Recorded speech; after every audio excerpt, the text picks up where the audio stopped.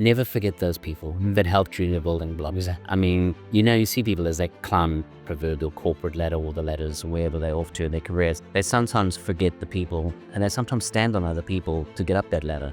But what they don't realize, there is always a time when you may come down that ladder and you'll meet those people on the way down. And that's the thing. So it's about that just respect, treat everybody like you would want to be treated yourself. You've got to have a slight bit of arrogance when you want to be ambitious and the likes of that, but you've got to be humble as well.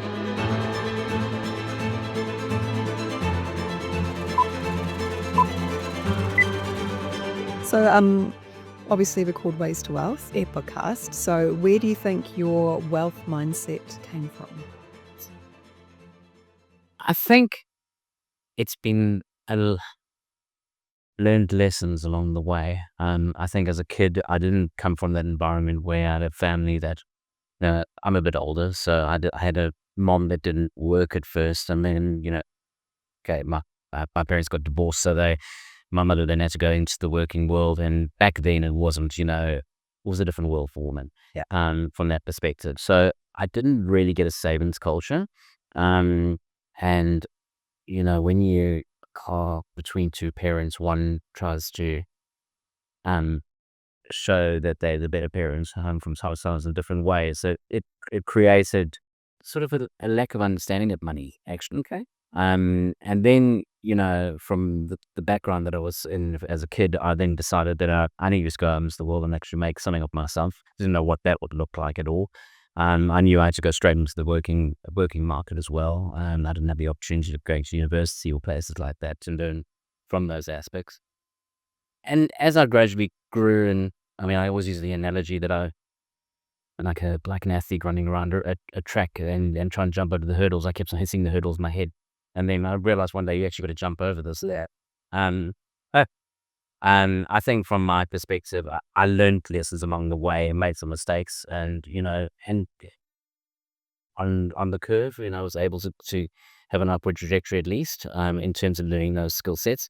I think one of the things that I did do was go heavily into, obviously the financial services market. I've changed, kind of evolved my career as it's gone along, starting in different areas of risk or across into the financial services space.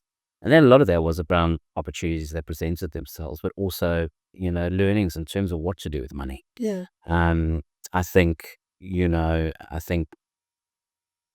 as investments and things like that, you get sophisticated, obviously, investors and the likes of that. And myself, that savings culture, I didn't understand it.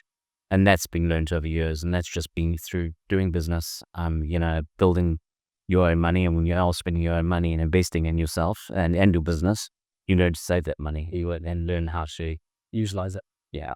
And cut your coat according to your cloth. Right. So and that's how I've learned. And it's been interesting. And I've had some great mentors along the way and of interesting people globally, financial, superpowers in their business and their industry that have taught me. I've seen wealth. I've seen, ultra high net wealth of individuals as well. And you get to know what you want and what you don't want as well, and the kind of person you want to be around, that sort of stuff. And I think that's sort of coached me as I've gone along. Interestingly enough, I've got a partner that loves to spend. So I'm now back to basics budgeting. And teaching those things. And I think, instilling in others, I think a work ethic is important. I think that's one thing I've had from a very early age. And I think I had that from my family. I think that's the one thing I was able to take away from them. And I think that work ethic further instilled the fact that I needed to save. I needed to, take risks and take opportunities, and which cost money. Yeah. To do. But I think from there, I was able to develop myself and just self-learning. And I think, if you look in today's world where you have access to a lot of social media, you have, some of it good, some bad, and, there's a lot of obviously information out there in terms of learning and the likes of that. I think it was probably easier back then. You didn't have access to information as you readily do today, but it wasn't as confusing. So some of the information you had was a bit more thoughtful that would come through. So I think that's how I sort of learned my way around the world. So, you mentioned you took some risks along the way. What were some of those? Well, stepping right back to the very beginning, I hated the fact of being an employee. I didn't like that. I didn't like, maybe arrogantly so, didn't like somebody telling me what to do. And I was learning and then probably got a bit sure of myself and thought that I could go out and do it on my own. And I started my first insurance business back in the day. It was in the general insurance environment. Um, Knew a bit to be dangerous and went out and built that business and actually took a major risk. I just bought a home at the sort of the age of 21 and took my last salary and off I went. And I got an office and I used my last salary and I built my business. And the first income into that business actually was just myself in the business at that point as I started building it up. But my first income into the business effectively paid for a tank of fuel and a car wash. Wow. And then just grew steadily from there. So it was nail biting. I mean, it was a huge because my consequence of failure was, well, Lost everything. I lose everything Yeah. and be homeless. Yeah. And that drove me to be inventive, to be innovative, in terms of what I was doing. Um, and yeah, it made me look for opportunities. And that was probably back then, I was a bit younger and a bit more gun ho. Yeah. I suppose as you get, through different life stages and in terms of your, even like a financial advisor, you may look at different life stages of a client. I've run my life like that, and I've had certain blocks in my life where I've had these moments where I've had different opportunities present themselves, and I've been able to take a risk on that because I've got something new to learn, and I feed off new learning. And it's not that I get bored easily, but it's just I like to learn new things and see the challenge in it. And once I've done what I need to do, I like to go and find a new challenge. And that, from a monetary perspective, you've got to, back yourself. And that's pretty much how, some of the risk has happened. Okay. And so with that first business, like I got all anxious hearing you talk about. But so what was the next step after that for you? Well, in terms of that business, built that up, and my life partner at the time had an accounting business. We both started a business at the same time as well. Yeah, that was another story in itself. And I had a bean counter on one side and me on the other side, who was the risk taker and the non-risk taker. The non-risk taker was very concerned about the risk taker, but the risk taker was the one that actually helped the bean counter. But anyway, and and we built those businesses up, and actually in a short space of time, by scaling the business, by scaling the amount of clients and the types of industry that I was focusing on in terms of driving that business.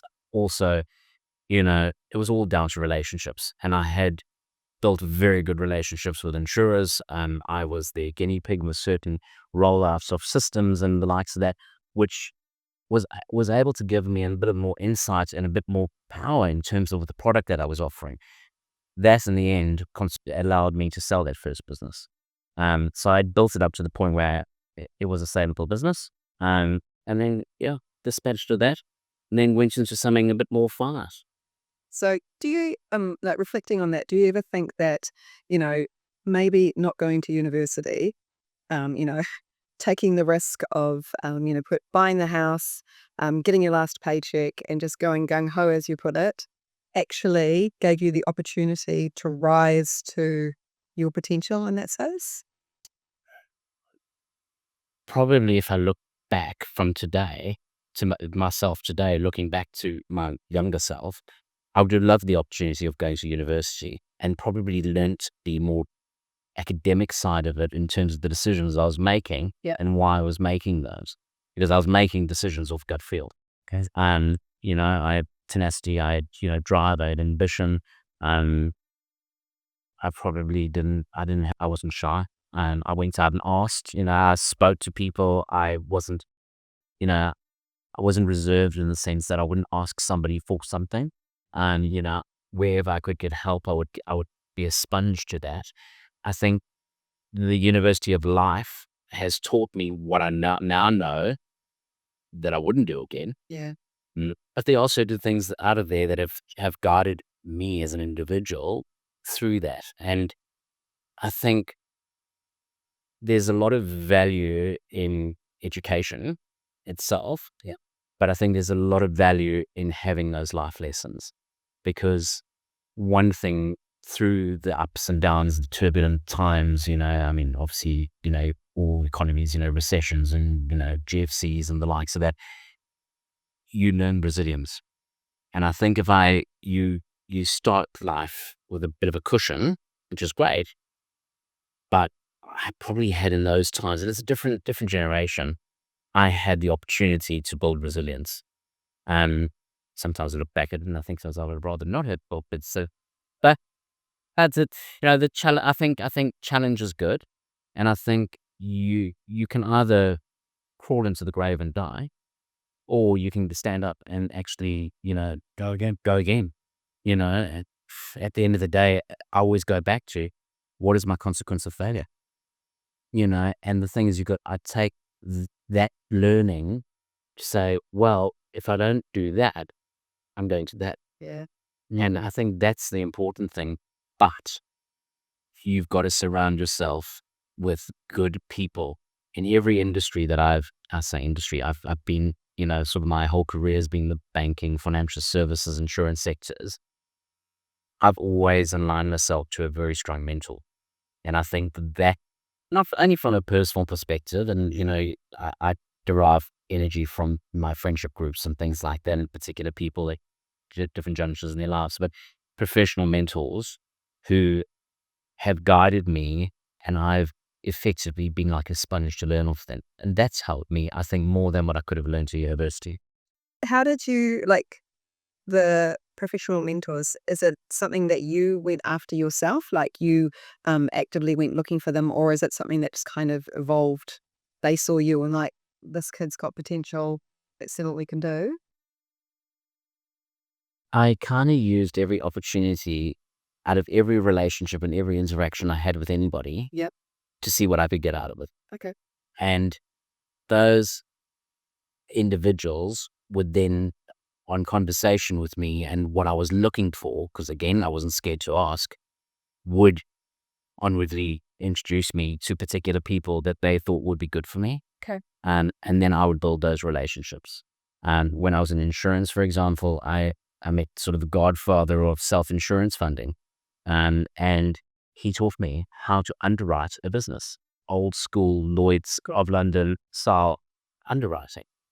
And he was an immaculate man, an amazing man, and a mind of knowledge, And he was knocking on a bit back then. I mean, he was for his late 70s, but what a knowledge. And he taught me very fundamental things about how I could build my business. And I used that, because I had a clean slate. I had nothing else to sort of review what was good, what was bad, what was okay. So I was able to do that. And those mentorships throughout my career in different spheres have really, really helped. Okay. I was reflecting the other day about the kindness of people that didn't necessarily need to help me, but have helped me. And my friend is a new hire of ours, actually, but she's a very close friend of mine. We've been close friends since we were 3. But she's just joined the business. And we were reflecting over kind of the volatility I had in my childhood around a similar kind of situation of being in a broken family, or, only one parent. And how you then, out of necessity, get really good at building relationships with other people.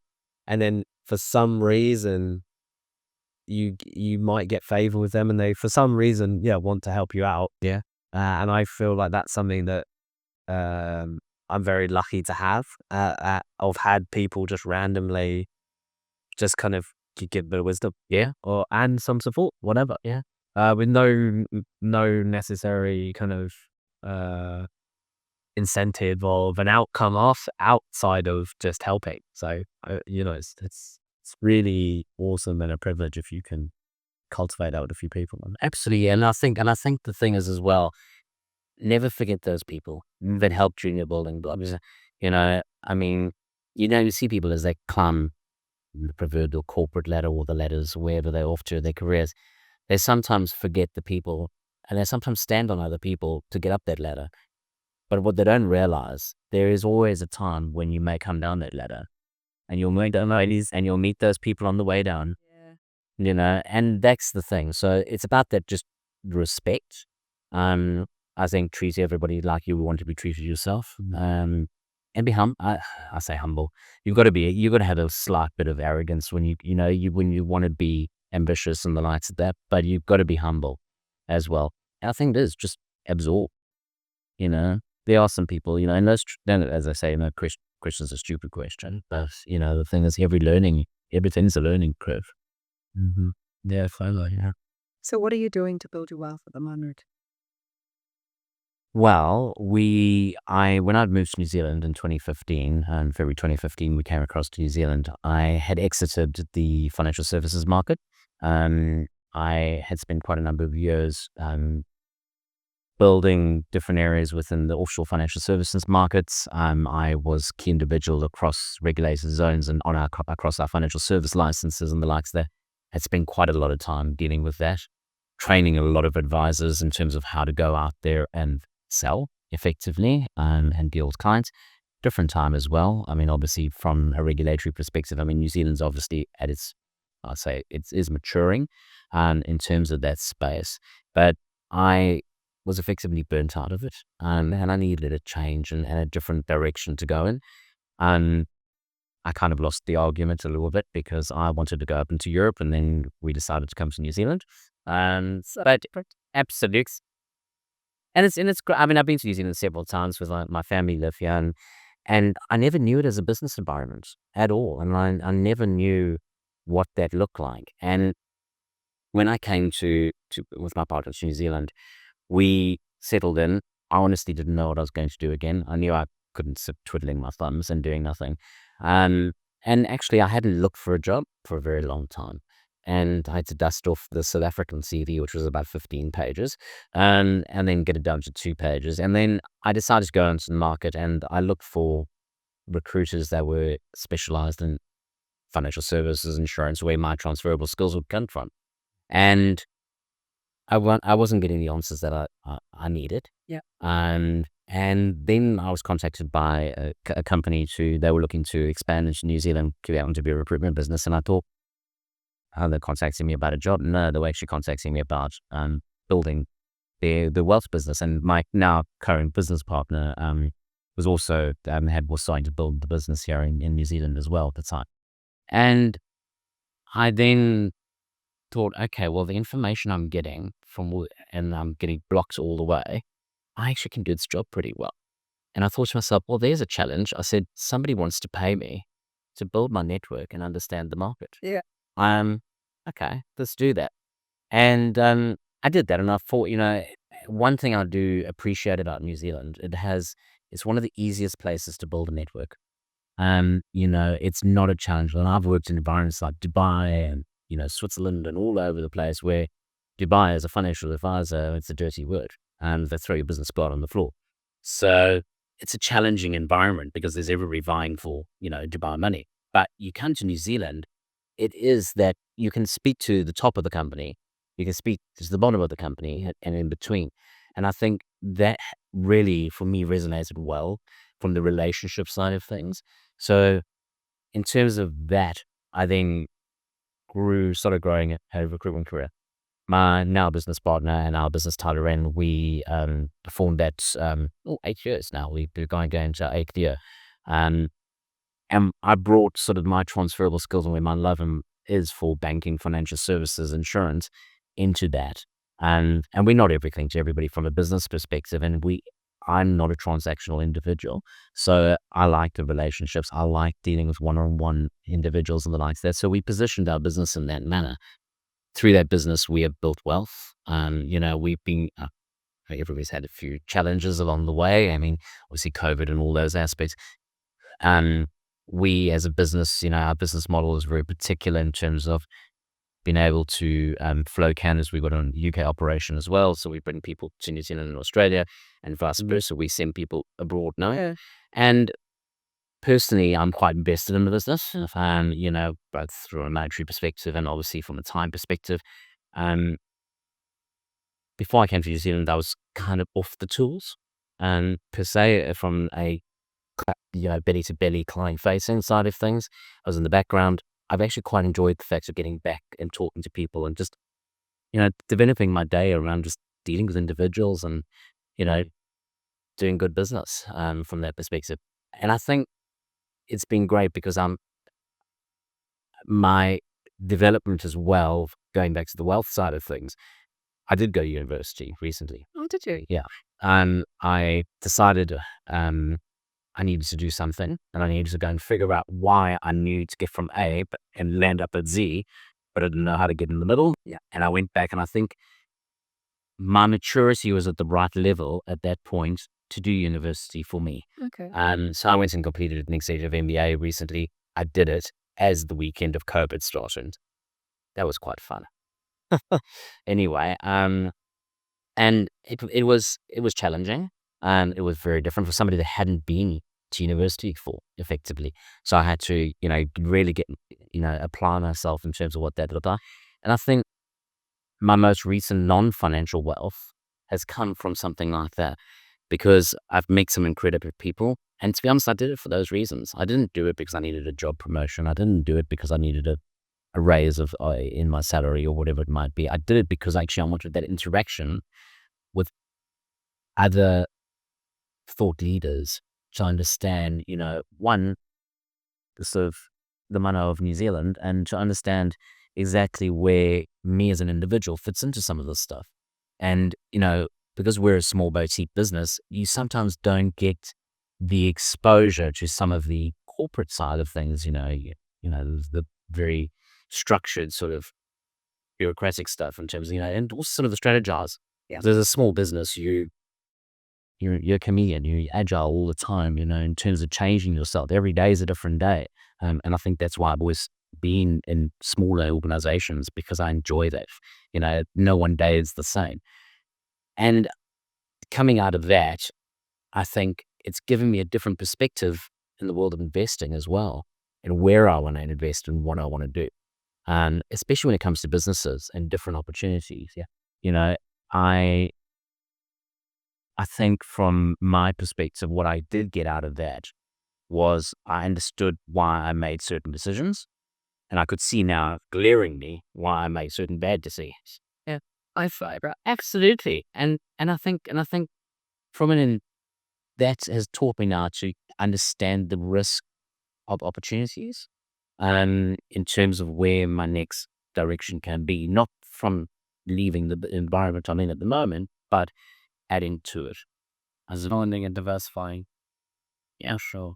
And I mean, we've been doing a little bit of that with our business as well because of obviously New Zealand at the moment from an economy perspective. I mean, there's some challenges and recruitment has been particularly patchy. And obviously there's downsizing of the, workforce as well going on. We kind of a little bit buffeted from a bit of that because of the fact that we work in quite Canada short professional service environments. But in saying that, we've had to, again, evolve our business model where we've had to look at it and say, okay, and we're fortunate enough that we're small enough to be agile enough to go and change which direction we want to go. It's hard to do that when you're Titanic. Oh, yeah. But you go straight for that iceberg. And it is. And I think from our perspective, what we've done, we've now looked at, okay, we got to look at the opportunity, the power moment. There is an exodus of individuals and professionals leaving New Zealand. So we've always tapped into Kiwis leaving, going on the Airways. We follow them. They come back to New Zealand. We track that from the UK and bring people back here. Likewise to Australia. We obviously can't ignore the fact now that people are looking for opportunities offshore. That has increased obviously to Australia. We used to, out of our businesses here in Auckland and Christchurch, we used to direct traffic into Australia and deal with clients on the ground in Australia. We've now taken, because of the size of our business, and we don't have the capability from feet on the ground to, expand ourselves any further. We've now formed strategic alliances, so we can't ignore that. Where before we only looked at the inward traffic, not the outward. Yeah, now it's a really cool pivot. Yeah, so we've pivoted. Yeah, and we've done it quickly, and it's now paying itself off. It's paying its dividends, but it has been That's cool. blood, sweat, and tears. Yeah. There's not that many recruitment companies that offer that, right? In New Zealand. It's like the intuitive thing to think about Yeah. as well, where you're in a geographical location, you're working in recruitment, you're especially in New Zealand, or an economy and an environment built on basically people emigrating here. Yeah. You don't often think about, oh, there's a reverse, and yeah, it goes the other way as well. Because you think, I mean, if you think about some of the bigger recruitment agencies around, and the multinationals and the internationals and the like, so they'll have an office, there and wherever, but that office where it is located, for say example Auckland, their business has a local budget to focus on bringing business in locally from a client perspective, and obviously, interacting with its product, which is its candidates. Why would the office in London be advocating with the office in Auckland all the time? It won't. So the way we built our model is that we have a resourcing function in the UK, and that UK resourcing function purely deals with candidates and talent in our allotted areas. That drives that traffic. So we're not competing with a local market from the right from my yes. So you create incentives that work rather than incentives that kind of internally erode. Yeah, exactly. So everybody has, a buy-in in terms of what they're having to do. Likewise, in New Zealand, we have our teams on the ground in Auckland and Christchurch, our physical 360 recruiters or people that deal both client-facing and candidate-facing. But also, because they're engaging with people here on the ground all the time, we drive that traffic if they want to go back to the UK and to Aussie and the Channel Islands and the likes. So do you imagine that there's lots of people that will come from the UK now over the next couple of years to New Zealand? Or do you think there's not a demand or interest because of the salaries are not as interesting, so maybe they go to Dubai or somewhere else now? It's really varied though. Generally, you'll get the Brits coming here because they've married a Kiwi that's being Maori. I think that lot. yeah, that lot. They always come back. And I've seen a little bit of traffic of that coming back lately. And it's interesting though. It's got to be for the right reasons. And I think that's one of the things that we have perfected over the years from our business perspective. What are the actual fundamental foundational reasons that the people are actually wanting to move here? Because it is on the other end of the world. It's 2 stops away, from the UK, from New Zealand, and you would know that obviously. And what are the reasons you're actually coming? So generally, you'll get people saying, oh, they're coming because they've got family, or they're coming back to be with the family, the likes of that, work-life balance and all these aspects. I mean, but the thing is, what are those reasons? Because the difficulty is, like, for example, one of the areas that I do a lot of specialist recruitment in is risk and compliance. The UK market, the London markets are very mature in the risk and compliance environments in the financial services world and the likes of that in the investment space. They, because of the size and scalability of those organizations, they generally are quite large teams they're in, and they're pretty siloed in certain lanes in terms of experience. New Zealand doesn't sometimes offer that ability for them to come to a similar type role. So there is some frustration, I know, when people do move back. Yes, that salaries are not going to be at the level that you would get in bonuses are not there. Well, the bonuses are not there and the likes of that as well. So it's got to be done for the right reasons and why they're doing that. If I've been seeing, especially on my side of things, a lot of those people that are looking to get back closer to home are looking at Australia now, because Australia has been buoyant for, whilst New Zealand has been going through this tricky patch of the last couple of years, but they'll still possibly get the salaries and, increased income either Sydney or Melbourne. Cost of living wise, I mean, living in London, living in Sydney, it's expensive. It's not cheap. So I think from that perspective, there is some movement there. I think some of the shine on New Zealand Has come off for sure. Yeah, I would say so. I mean, I'm a South African. I get every South African, and the telephone number's on a billboard somewhere in South Africa, and I get everybody calling me. That I used to get a huge amount of referrals coming through, because our business tries to work on referrals rather than just cold face calling. Yeah. But those referrals have started drying up, and it's not because there's a lack of people looking, but as I know from people in the sectors, because I was in the financial services sector in South Africa for quite some time, those individuals are now looking abroad, Canada, Netherlands, Spain, the likes of that. I think the shine has come off a little bit in terms of that. and that could be around immigration settings and cost of it and the likes of that. But And investment tax rules and stuff like that. I think pretty unfavourable for. well, also transferred from the South African rand to the New Zealand dollar is a bit of it takes in the bite. So, they're definitely. I mean, there's definitely movement coming up and down. We do work with people coming. We've tracked.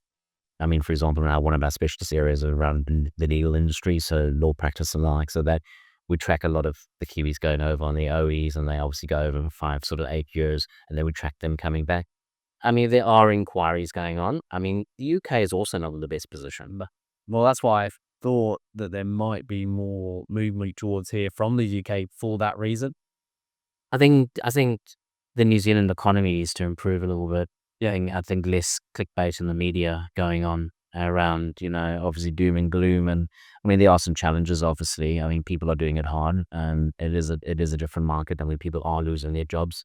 Um, There needs to be stronger business demand. Yeah. But like more people actually creating business and more stimulus to accommodate that. Because if you are to kind of rely on immigration and growth through immigration, which I think most Western countries have to rely on, and that's partially why Australia and the US has actually managed to remain buoyant, is because they've had tremendous amounts of immigration in both cases over the last couple of years, where we've actually had probably more of a net exodus, I guess. And it's around, do you have the jobs? Yeah. And the businesses to support people to want to come here? Yeah. And do people think that they can, I guess, get ahead by coming here? If you think about back in the UK, and it might have been similar in South Africa, there were those, you just bought a ticket or something, it was like £100, and then all of a sudden you're able to get to New Zealand or Australia when they said there was a big drive for immigration. Yeah. And I guess it's all good bringing people here, but if there isn't the industry to support the population, then people get disenfranchised pretty quick and leave. Absolutely. Which I actually would say happened through COVID, right? There was a lot of immigration pre-COVID into COVID, and then post-COVID, it's that there's actually people like, oh, actually, Yeah. maybe not. Yeah. And I think the Aussie allure, the difficulty is you've got people running around saying, oh, they're earning this now in Aussie, and this is what New Zealand's paying. Grass isn't always greener. No, I mean, that's how much to spend to buy a house in Sydney or West England. I mean, they've got a Federal housing bubble. federal taxes and all kinds of things like that. And if I think, Sydney and Melbourne's starting to slow a bit as well in the job market side of things. And, from the bit of knowledge that I do have over there. Brisbane, I think, Brisbane sounds good, right? Brisbane is growing. And, I go over there quite often now because everybody I seem to know is just an immigration to Brisbane. But they've got a lot of infrastructure spend going on. They've got the Olympics coming in, two cycles time.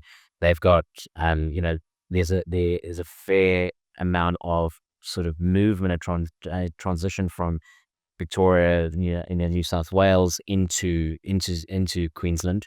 They're obviously looking for, nursing staff, police people, everything else like that, because obviously they're building new hospitals and infrastructure and things like that, and are offering attractive packages and relocations for them.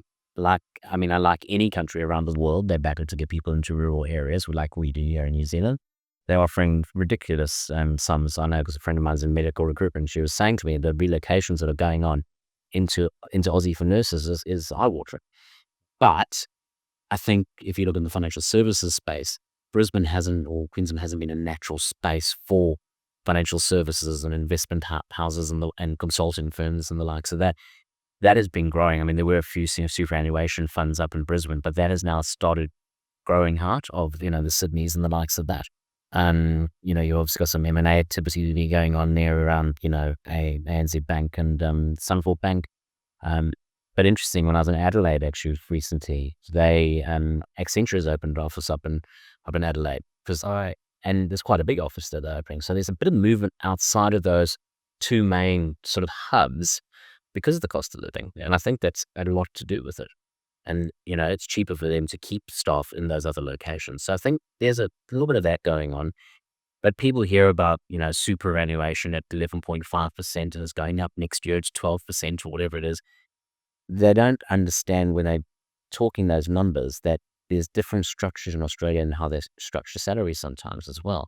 Okay. So everybody's been waved with this carrot, but it's, there are some good opportunities. If I look at, if we do salary guides every year across our various divisions and the likes, then we obviously are in touch with what goes on in Australia. I mean, our accounting side and our the professional services desks, there's certain roles in Melbourne that actually get paid less than Auckland. Right. So it's much of a That's nice. Net after kind of like cash in once you're no total salary. total. Okay. Yeah. So in, Aussie, most of the firms over there do a total expense to company. So it's all wrapped into one. New Zealand, you generally get base plus KiwiSaver on top, even though it's at 3%. There's different tax, implications. But I think Queensland or Brisbane itself, you can still go and build the house for a relatively decent sum of money. And I think that's what the attraction is for families and things like that going across. Obviously, I mean, if you've lost your job in New Zealand, you can't find another job. You've got to look for other opportunities. And Australia is an easy route because if you have a Kiwi passport, you just walk straight into Australia. So I think that aspect to it. So there's been that net migration. I think from our market perspective in terms of people coming back and people from the UK, I mean, New Zealand is still a very viable choice for being from the UK. The difficulty is the people that I do speak to that sometimes want to move from the UK. They all have seen Tauranga, they've seen, Papamoa, and they want to go up north to Kerikeri and likes of that. But the jobs are not. Yeah, there's nothing there. Where the UK, you can work remotely for certain businesses. New Zealand's not completely behind all of that. We haven't got that, say, in the financial service business space, at least, I guess. Yeah. Remote culture. And so, I mean, I think so from a market perspective, I think New Zealand's still got a good story. I think it's just a cost of coming. I mean, I think immigration is costly now. I mean, they've been increasing those fees as well. So that's been pretty big. Well, okay. That pays a part, especially if there isn't someone paying for it. I guess in the cases like if you're already moving with an employer that's going to be hiring you and taking care of some like cost, it kind of lightens the load and they bear that cost. You don't have to worry about it. Yeah. And don't forget with immigration settings, there's one number on immigration advisor, but immigration settings around accreditation of companies, accreditation around the job checks. Oh, yes, because to be an accredited employer, you have to pay. Yes, and there's an expense to do that, and then you're disincentivized to actually try and bring people over because there's this whole fee. Oh, yes. And you pay per job check now. So you've got to go get certain criteria. You've got to give them the employment agreements and all those sort of aspects. And some of our clients have been having some issues actually because they've, I mean,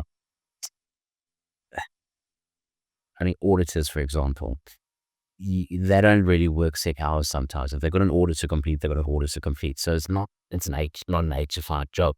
However, if you've got auditors or people in that environment that are working on work visas, the work visa and the job check says they have to be paid X amount per hour. Now, suddenly, if they're not getting paid for overtime, that eats into the hourly rate. So they fall underneath what the requirements are. So those challenges have been going on. So even people on the ground here moving jobs has been difficult. Interesting. Yeah. So that's the challenge at the end of the day. But it's then again, finding an accredited employer that actually wants an international, unless they're coming and saying, yes, we need that experience from offshore. Right, yeah. And I guess in financial service space, especially in like risk and compliance, there's a lack of it here in terms of the experienced people, perhaps. It's matured. I mean, when I first arrived in New Zealand in 2015, I mean, I came out of the South African market. You have to go and get a blood sample to get a bank card. Where here they just posted shit in the mail. It was so trusting, and I wasn't used to that because you that just doesn't happen. And I think, AML was very new and people weren't talking about that stuff. And then, the banks and everybody else, obviously the Royal Commission, which we all know about, that gave impetus to growing an industry here. And obviously the Aussie linked financial institutions and banks and the likes of that, obviously to build that capability across here as well. And obviously then the FMA was born in 2012 and the likes of that. So they've, it's really evolved. And I think, we've gone lots of regulation. There's obviously new political government in one sense of looking at deregulation and the likes of that. I think, there's a even territory in terms of that regulation side of things, but it's grown industry. And I think skill sets on the ground here, because at first they were bringing lots of people, some conduct risk areas out of the UK into New Zealand because there was an established, mature market in there. And I think that has grown the employment capability, Cool. Yeah, Weird. Cool. But That's great. Yeah. thank you so much for coming on the pod. I do really appreciate it. Thank you.